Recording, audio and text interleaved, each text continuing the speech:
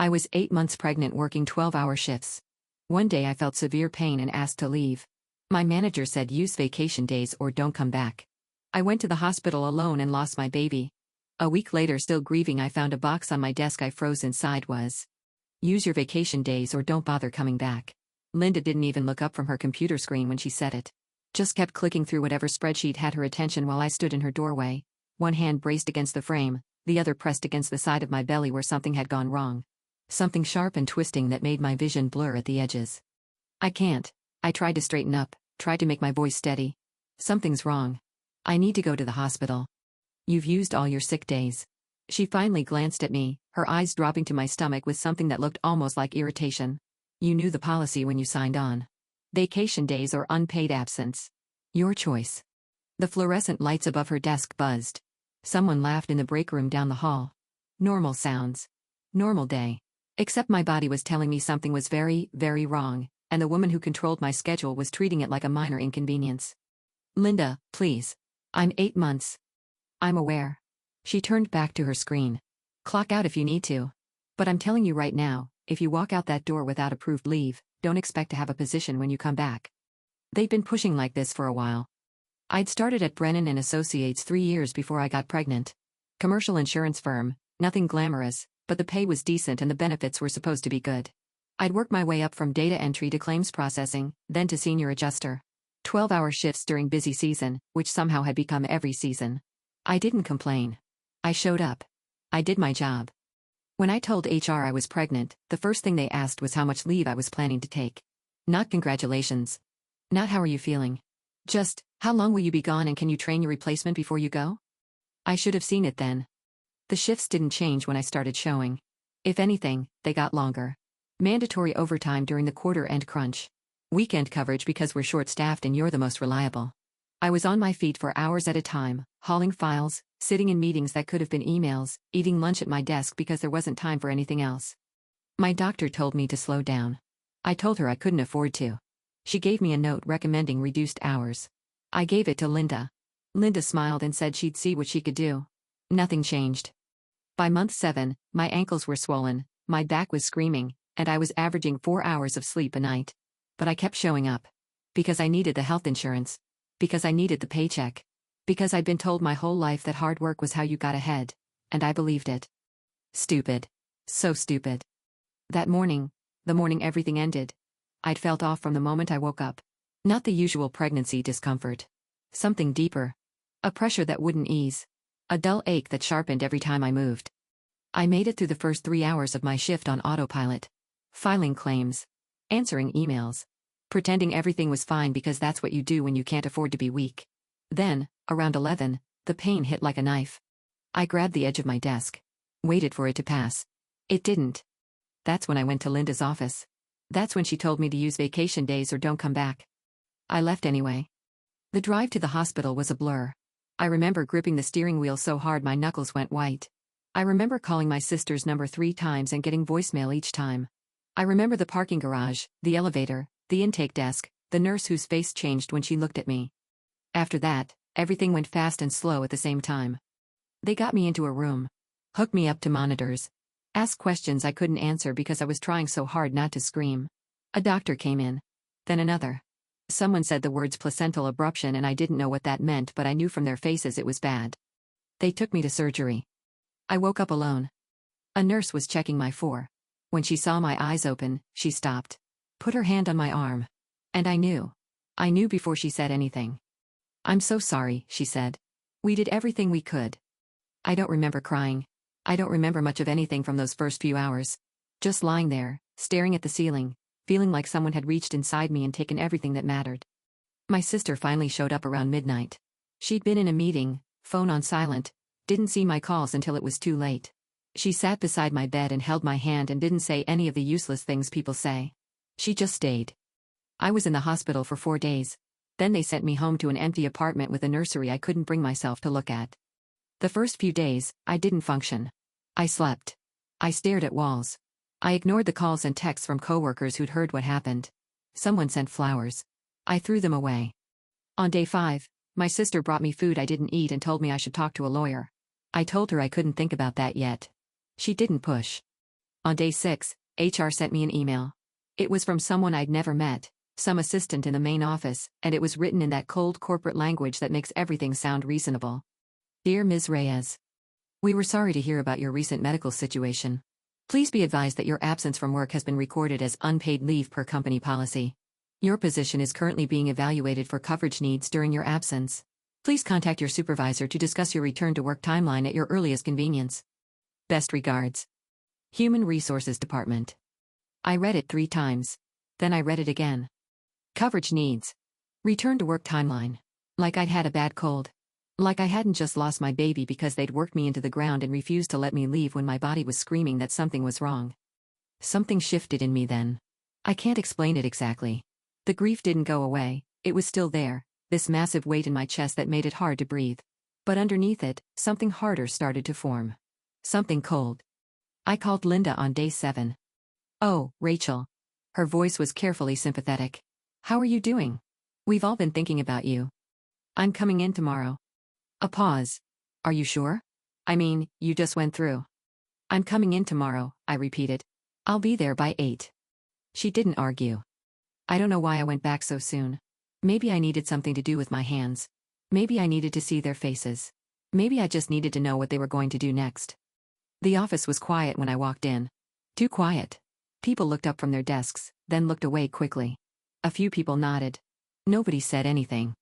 I went to my desk. There was a box on it. Not a big box. Maybe a foot square, wrapped in silver paper with a white ribbon. The kind of thing you'd put baby shower gifts in. My stomach dropped. For a long moment, I just stood there, staring at it. My hands were shaking. I didn't want to open it. I didn't want to know what was inside. But I did. The paper came off easily. Underneath was a plain cardboard box. I lifted the lid. Inside, nestled in tissue paper, was a onesie. Pale yellow with little ducks on it. Brand new, tag still attached. And on top of it, a card. Congratulations on your little one. We can't wait to meet the newest member of the Brennan and Associates family. It was signed by everyone in the department. Linda's signature was at the bottom, her handwriting neat and precise. They didn't know. That was my first thought. They didn't know. Someone had organized this before everything happened, and nobody had bothered to stop it, and now it was sitting on my desk like some kind of sick joke. But then I looked closer. At the card. At the signatures. The date at the top was yesterday. Someone had organized this yesterday. A full week after I'd lost my baby. A week after the whole office had heard what happened. Someone had collected signatures and money and bought this onesie and wrapped it up and put it on my desk, and the date on the card was yesterday. I picked up the card. The signature right above Linda's caught my eye. Patricia. Patty from accounting. The one who'd asked me, 2 days before I went to the hospital, if I'd picked out names yet. She was at her desk now, maybe 30 feet away. I could see her from where I was standing. She was watching me. When our eyes met, she looked away fast. I put the card back in the box. Closed the lid. Picked up the whole thing and walked toward Linda's office. She saw me coming. I watched her expression cycle through surprise, then concern, then something that looked almost like fear. She stood up as I reached her door. Rachel, what's? I set the box on her desk. Not hard. Just a quiet thunk of cardboard on wood. Open it. What? Open the box, Linda. She stared at me for a moment, then reached for the lid. When she saw what was inside, her face went pale. Oh my God. Rachel, I had no idea, this wasn't supposed to, we organized this weeks ago. The card is dated yesterday. What? I pointed. Right there. Yesterday's date. Someone picked this up, wrapped it, and put it on my desk yesterday. After everyone knew what happened.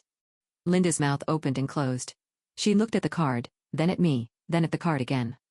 I mean, there must have been some kind of miscommunication. Who bought it? Rachel. Who organized this, Linda? Who collected the signatures? Who put it on my desk? She didn't answer. She didn't have to. I already knew. I left the box on her desk and walked back to my area. My hands had stopped shaking. Everything felt very clear, very sharp, like the world had come into focus for the first time in days. I sat down at my computer, opened my email, and started typing. The first email went to HR. Not the assistant who'd sent me the heartless form letter, the actual director of human resources, a man named David Chen whose email I'd found buried in the company directory 3 months ago when I was trying to get my medical accommodations approved. Mr. Chen. My name is Rachel Reyes. I am a senior claims adjuster in the downtown office. On date, I informed my supervisor Linda Morrison that I was experiencing severe pain and needed to leave for medical attention. She told me to use vacation days or not come back. I had no vacation days remaining due to mandatory overtime assignments. I left anyway. At the hospital, I was diagnosed with placental abruption. My baby did not survive. I returned to work today. On my desk, I found a baby shower gift dated yesterday, a full week after my loss, which the entire office was aware of. I am requesting a meeting with you to discuss what happened and what the company intends to do about it. Rachel Reyes. I hit send. The second email went to my sister. Just 3 words, call your lawyer friend. The third email went to my personal account. I attached every email I'd sent to Linda requesting reduced hours. Every response she'd sent back. The doctor's note. The HR acknowledgement. The email they'd sent me in the hospital about my unpaid leave, everything. Then I opened a new document and started writing. I wrote down every shift I'd worked in the last 8 months. Every time I'd been denied a break. Every time I'd asked for accommodations and been ignored. Every conversation with Linda, as close to word for word as I could remember. The dates. The times. The witnesses. It took me 4 hours. By the time I finished, it was past 1 in the afternoon, and I hadn't looked up from my screen once. Linda came by around 2. Rachel. She stood at the edge of my cubicle, arms crossed. Can we talk in my office? About what? About. She glanced around, lowered her voice. About this morning. The gift. I want you to know that was never intended to. Did you get my email? She blinked. What email? The one I sent to David Chen. Her face changed. Not much. Linda was good at keeping her expression neutral, but enough. A tiny flicker of something in her eyes. Why would you email David Chen? Because I wanted to make sure the right people know what happened here. I saved my document. Closed my laptop. Is there something else you needed? She stood there for another few seconds, looking at me like she was trying to figure out what I was thinking. Then she turned and walked away without another word. My phone buzzed. Text from my sister, lawyer can see you tomorrow at 10. Her name is Monica Vance. She specializes in employment law. I texted back, I'll be there. That night, I didn't sleep much. But it wasn't because of the grief, or not just because of it. It was because I was thinking, planning, running through scenarios in my head, trying to figure out what would happen next and how I needed to respond. The meeting with Monica was in a small office downtown, nothing fancy, just a desk and some chairs and a wall full of law books that looked like they'd actually been read. She was maybe 50, gray hair pulled back, reading glasses perched on her nose. She shook my hand and asked me to sit down and said, "Tell me everything." So I did. It took almost an hour. She didn't interrupt. Just listened, taking notes on a yellow legal pad, occasionally asking me to clarify a date or a name. When I finished, she set down her pen and looked at me over her glasses. "Do you have documentation?" "Everything." I pulled out the folder I'd put together. Emails, schedules, the doctor's note, HR correspondence. I can get statements from coworkers if you need them. She flipped through the pages. Her expression didn't change, but something in her posture shifted. "This is good," she said finally. "This is very good. Have you contacted the EEOC?" "Not yet. We should do that first. File a formal complaint. Then we'll send a demand letter to the company. Based on what you've shown me, they violated multiple provisions of the Pregnancy Discrimination Act. The refusal to accommodate, the denial of medical leave, the hostile work environment. I don't want a settlement." She looked up. "What do you want?" I'd been thinking about this since I left the hospital. Since I opened that box on my desk. Since I saw the date on that card and realized what they'd done. "I want them to know they can't do this," I said. "I want everyone to know. I want Linda to lose her job. I want the company to have to explain, publicly, why they thought it was okay to treat a pregnant woman the way they treated me. And I want enough money to make sure I never have to work for people like that again." Monica studied me for a long moment. Then she nodded. "Okay," she said. "Let's get started." The next few weeks moved fast. The EEOC complaint went in 3 days after our meeting. Monica sent a demand letter to Brennan and Associates the following week, laying out everything: the denial of accommodations, Linda's ultimatum, the circumstances of my loss, the baby shower gift. She gave them 30 days to respond. They responded in 2. Not to settle, to fight. Their lawyers sent back a 12-page letter denying everything. They claimed I'd never formally requested accommodations. They claimed Linda had offered me the option to leave and I'd chosen to stay. They claimed the baby shower gift was an unfortunate miscommunication that had been handled internally. They also claimed my loss was not their responsibility. Legally, they're going to argue causation, Monica explained when she called me with the response. They'll say there's no way to prove the abruption was caused by workplace conditions. It's a standard defense in cases like this. And it doesn't matter. We're not suing them for the death, we can't prove that, and they know it. We're suing them for discrimination, harassment, and violations of federal employment law. The loss is context. It shows the severity of what they did. But the legal case stands on its own. I took a breath. What do we do now? Now we file suit. And now we talk to the press. I hadn't thought about that part. The idea of my story being public, of strangers reading about what happened to me, made my stomach turn. But then I thought about Linda. About that box on my desk. About the email from HR asking when I was coming back to work, 3 days after my baby died. Do it, I said. The story broke 2 weeks later. Monica had a contact at the local news station, a reporter who specialized in workplace issues. She'd done stories before on companies that mistreated employees, and she was very interested in mine. The interview took 3 hours. I told her everything. She asked if I had documentation. I showed her the folder. She asked if I was willing to go on camera. I said yes. The segment aired on a Thursday evening. It was only 4 minutes long, but it was enough. They showed photos of me at my desk. Screenshots of my emails. They read Linda's responses out loud. They showed the onesie and the card, still in their box, with the date clearly visible. And they showed me, sitting in my apartment, explaining what had happened in a calm, steady voice that didn't break once. I asked to leave, I said on camera. I told her something was wrong. She told me to use vacation days or not come back. So I left. And when I came back, I held up the card. This was waiting for me. The segment ended with a statement from the company. Brennan and Associates takes all employee concerns seriously and is committed to providing a supportive workplace environment. We cannot comment on pending litigation. By Friday morning, the video had been viewed over 2 million times. The calls started almost immediately. Reporters wanting interviews. Other women with similar stories wanting to share their experiences. Lawyers wanting to get involved. People I hadn't talked to in years wanting to tell me they'd seen the news. I didn't answer most of them. But I did answer one. It was a woman named Karen, calling from an organization I'd never heard of. She said they advocated for pregnancy discrimination victims. She said they'd seen my story. She said they wanted to help. Help how? We have resources, she said. Legal support, financial assistance, media coordination. We've handled cases like yours before. Much bigger than yours, in fact. We can amplify your story, make sure it doesn't get buried. Why would you do that?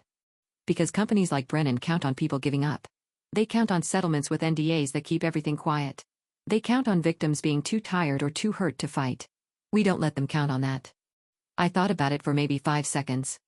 Okay, I said. Tell me what you need. A week later, 3 more women came forward. All former employees of Brennan and Associates. All with similar stories. One had been fired after requesting maternity leave. Another had been passed over for promotion twice during her pregnancy. The third had been told by Linda, the same Linda, that she should think carefully about her priorities when she'd asked for schedule flexibility after her child was born. Monica added them to the lawsuit as additional plaintiffs. The local news station did a follow-up segment. National outlets started picking up the story.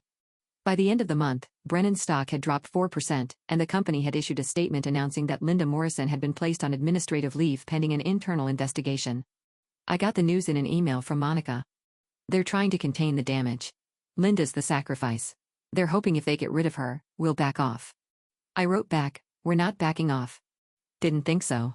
See you in court. The deposition happened 6 weeks later. I sat in a conference room with Monica on one side and a court reporter on the other. Across the table were 2 lawyers from Brennan's legal team and a woman I didn't recognize, some executive from corporate who was there to observe. They asked me questions for 7 hours. About my job performance. About my medical history. About my relationship with Linda. About every email I'd ever sent and every conversation I'd ever had. They asked if I'd had conflicts with coworkers. They asked if I'd ever been disciplined. They asked if I considered the possibility that my loss was due to factors unrelated to work. I answered everything calmly, clearly. Without emotion. When they asked about the day I'd asked to leave, I told them exactly what Linda had said. Word for word. The room went very quiet. And you're certain those were her exact words? One of the lawyers asked. Use vacation days or don't bother coming back, I repeated. Yes. I'm certain. He made a note. The executive observer shifted in her chair. Let me ask you something, I said. Monica touched my arm, a warning, but I kept going. You've spent 7 hours trying to find something wrong with me. Some reason why this was my fault. Some way to make this go away. I looked at the observer. What you haven't done is apologize. What you haven't done is acknowledge that a woman lost her baby because your company treated her like a machine instead of a person. So let me ask you, when this goes to trial, and a jury sees everything I've shown you, do you really think they're going to care about my job performance reviews? Nobody answered. Monica called for a break.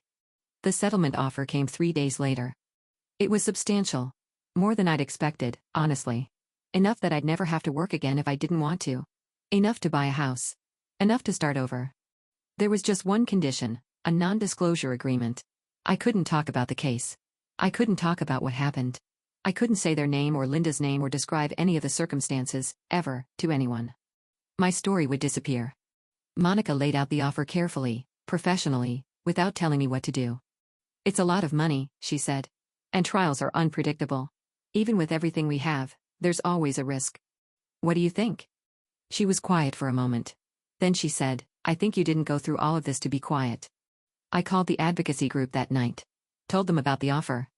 That's standard, Karen said. They always try to buy silence first. What are you going to do? I'm going to reject it.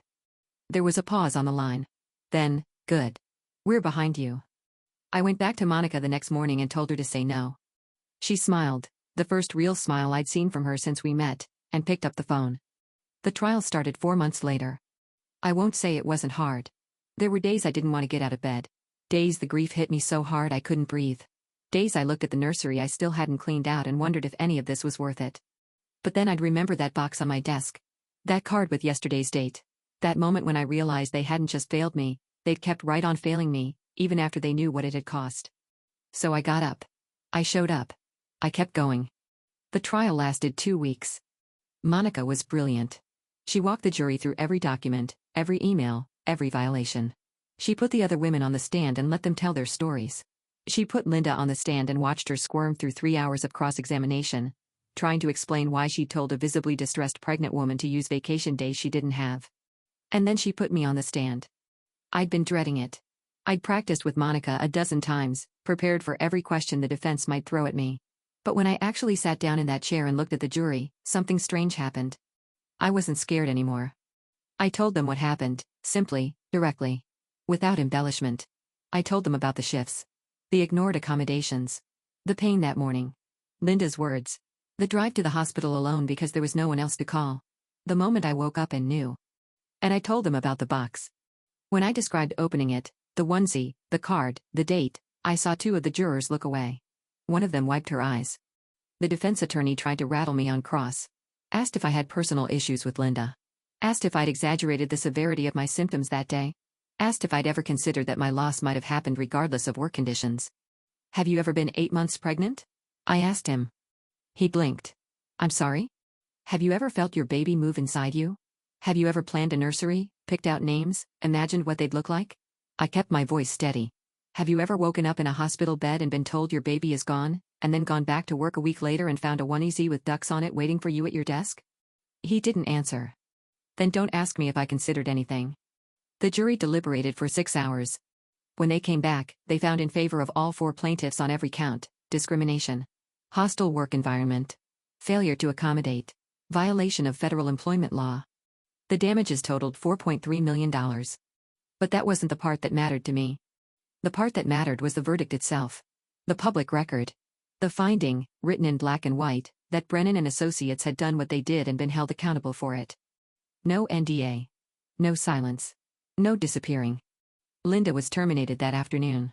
The company released a statement expressing regret and announcing a comprehensive review of their workplace policies. 3 board members resigned within the month. And the story, my story, stayed out there. People read it. People shared it. Other women reached out, told me it had given them the courage to speak up about their own situations. I don't know if any of it matters in the grand scheme of things. I don't know if it changes anything, really. One company, one lawsuit, one verdict in a world full of companies doing the same thing every day. But I know what I did. I know that when they pushed, I pushed back. When they offered silence, I chose noise. When they tried to make me disappear, I made sure everyone saw. There's a box in my closet now. I kept it.